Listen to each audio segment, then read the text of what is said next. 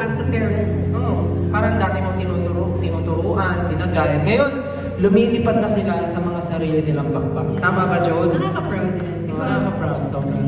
ano mo yung pakiramdam na parang lalo silang gumaling.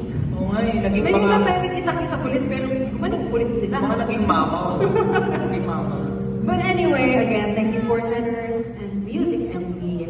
And also, special thanks to our cellist, Sir Kiko Lorin. Palagpakan naman po natin. Sir Kiko! Alam niyo ba, yung kinanta niyo kanina, yung Salamin ng Salamin ng Buhay. Siya rin yung kasama ni Mr. Basil Valdez. Doon sa kantang yun. Ikaw, Uchi. Napakahusay. Maraming salamat po sa Kiko. Maraming salamat. Maraming salamat po dahil napaka-classic po ito. Timeless. Itong kanta. Kaya, syempre, titake na rin natin itong opportunity para pasalamatan ang mga tao at mga teams na tumulong para mangyari ang ating tinig concert. Palukpakan naman po natin unang-una ang Novotel Araneta City. Maraming salamat po.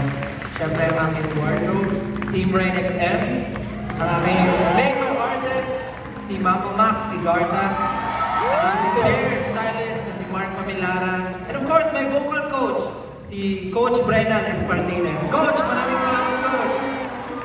And of course, my Monsi family, maraming salamat. And syempre, 18! Maraming salamat, 18. And of course, to my family na nandito tonight. I love you so much. Thank you. And of course, ako naman po gusto kong pasalamat sa aking GMA family. Maraming salamat po. To our Chief Marketing Officer, Armando Lizal Maralag. From GMA Entertainment family, Senior Vice President, Ms. Lilibet Rosanato. Thank you po, Ms. Lilibet. Vice President, Gigi Santiago Lara. Ang ating consultant, Ms. Darlene De Jesus Bodego.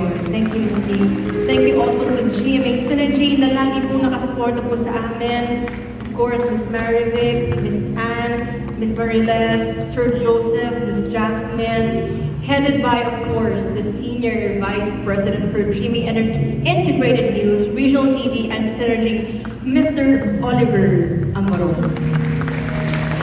And of course, thank you to my Sparkle family. Maraming salamat po, Ms. Joy, Ms. Annette, my managers, Sir Daryl, of course, aking mga handlers, Ate Mean, Ate Dayan, Ate Beng, thank you. And thank you also to my team for always making me look pretty.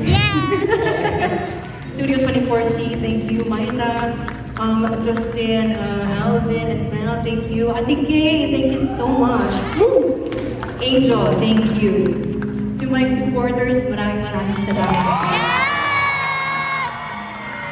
And to my family, thank you so much. I love you guys so much. Maraming salamat po sa suporta at sa paggabay. At syempre, Julie, maraming salamat din sa ang ating tinig team. Syempre, hindi natin sila makakalimutan. Of course. Yes, our program manager, Mrs. May Zambrano, executive producer, Marcy Corrientos, our lighting director, of course, Sir Dom Galiando. At ang ating writer na napakaganda, si Miss Flo Reyes. And our assistant director, Miss Mandy Marcos. Maraming salamat po, Miss Mandy. Thank you, Mans. And of course, ang ating napakahusay na director, Paolo Valenciano. Yahoo!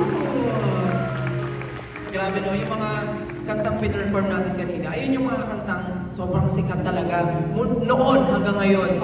Ang gusto kong malaman, during time kaya nung nire-record nila yung kanta nila, pumasok kaya sa isip nila na someday magiging big yung song na yun. Magiging big yun.